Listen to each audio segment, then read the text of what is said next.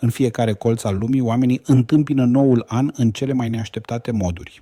Hai să descoperim împreună cele mai inedite obiceiuri de anul nou din jurul globului. Statele Unite. Sărutul de la miezul nopții. Tradiția spune că un sărut la miezul nopții aduce noroc în dragoste pentru anul ce vine. Chile, revelion în cimitir. Locuitorii din Talca petrec revelionul în cimitir, alături de cei dragi decedați.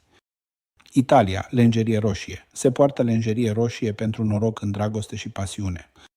Filipine, forme rotunde. Se poartă haine cu buline și se mănâncă fructe rotunde pentru prosperitate. Rusia, dorința arsă în șampanie.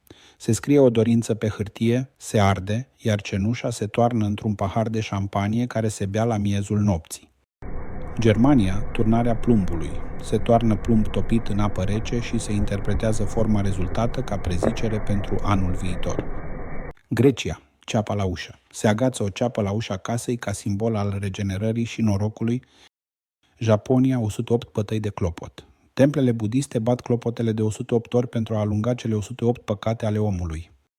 Columbia, plimbarea cu valiza. Se iese afară cu o valiză goală pentru a atrage călătorii și aventuri în anul ce vine.